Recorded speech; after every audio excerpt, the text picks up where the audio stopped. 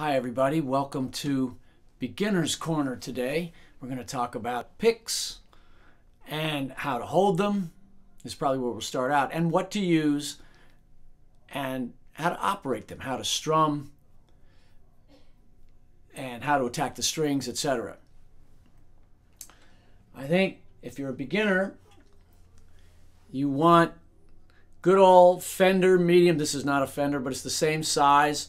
Just ask for a normal Fender medium. I think the number is 351, but it's not really that important. If you just ask for a plain old Fender medium, they'll know what you want. And this is not just a beginner pick. I mean, a lot of people use these and will forever use these, and that might be the case with you as well.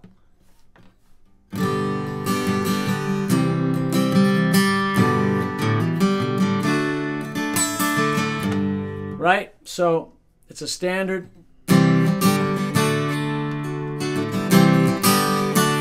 Standard size. I used them for the first probably 6 years or so that I played. Would buy them by the gross. This is a heavy pick. It's kind of a jazz style pick. Actually, yeah, it's actually a Dunlop. It's a Jazz 3, but it's a little bit larger, and it's made of a different material than I normally use. I just had this lying around. But I'm going to demonstrate this because of the sound.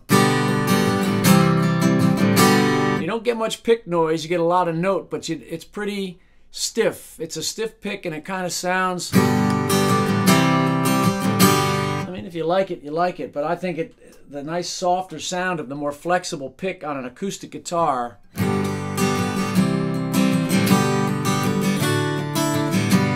I think that's much more of a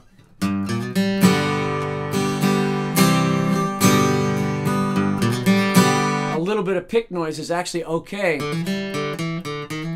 for the traditional kind of strumming and picking acoustic sound. I think a heavy pick is a little bit overbearing on an acoustic. I use heavies.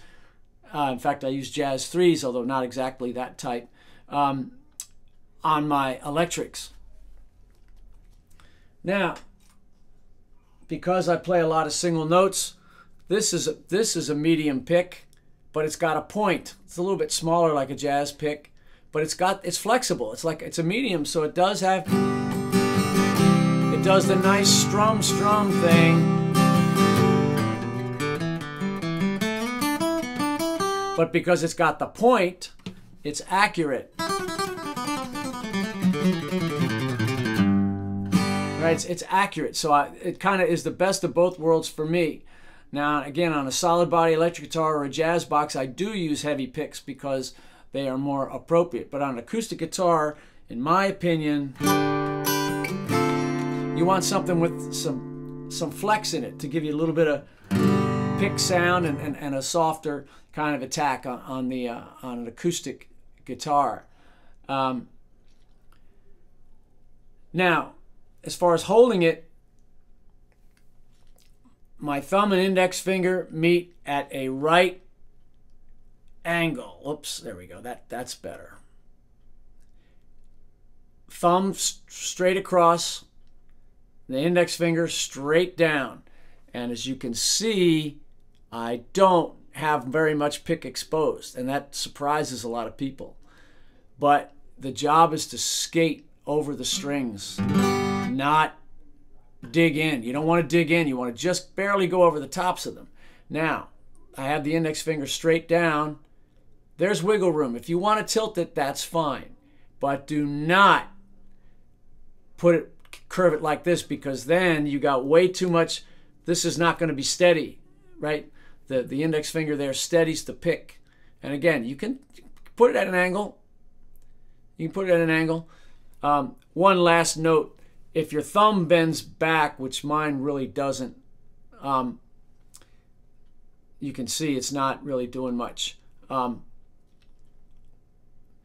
Some goes way back. Then the pick would be held.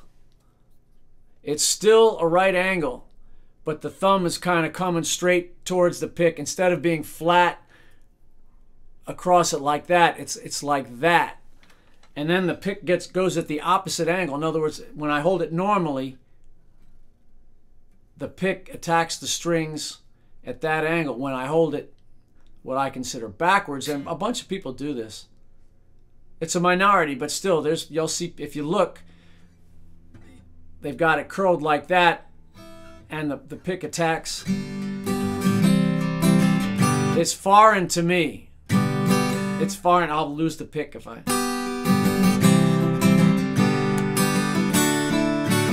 mean, I've done it, you know, but it's foreign to me. But some people do it that way. But it's still, it's a right angle between the thumb and the index finger, and you don't leave the pick exposed. That's pretty much universal. You leave very little of the pick exposed.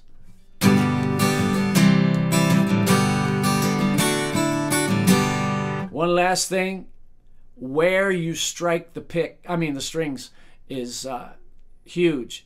You don't just let your hand hang over. I mean, that might work, and play where it lands. I mean, it almost sounds like different guitars, right? When you pick by the bridge, it's very bright.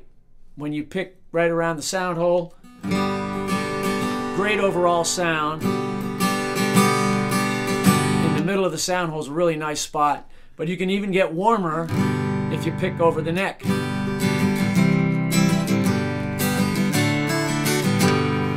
And basically, it's halfway between where your left hand is and the bridge. That's where the warmest spot is. So if I'm playing way up the neck here, you know, that's not as warm as it is back here, because now I'm about halfway between my left hand and the bridge.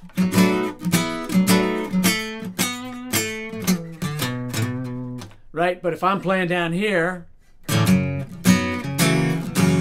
so now it warms up as I move this way until I get to halfway. So, you know, and if you're familiar with electric guitars, if you've got a bridge pickup, some guitars have a middle and some guitars have a neck. It's the same thing. That's what those pickups do. When the bridge pickup is on, you get a bright tone. When the middle is on, it's warmer, and when the neck pickup is on, it's warmer still. So you can actually use that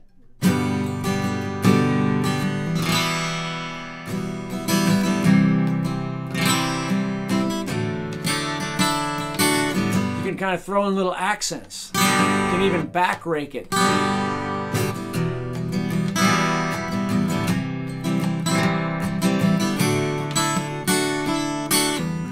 So yeah, you can experiment around.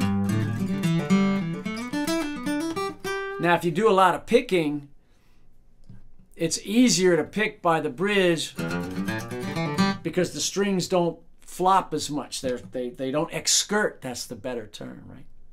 They don't excurt as much. But again, you might not want that sound. I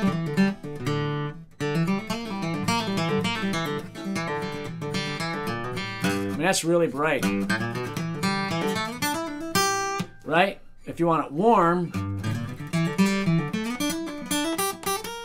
you're going to be forward.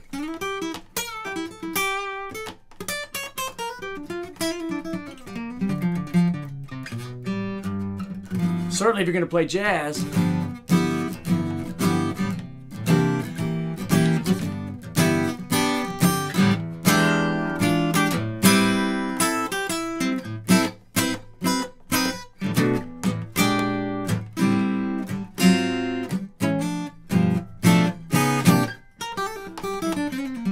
But again, you can make some accents.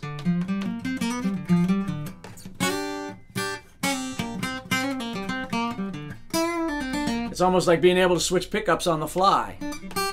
So again, when you first start playing, you're just going to let your hand kind of hang over the guitar and just kind of make these chords. But as soon as possible, as soon as you're good moving these G, C, and D chords around and some of the other basic chords, by all means, experiment, because you may or may not like the sound of your guitar, but you can certainly change it by where you play. So try all of these things, and we will see you in the next video.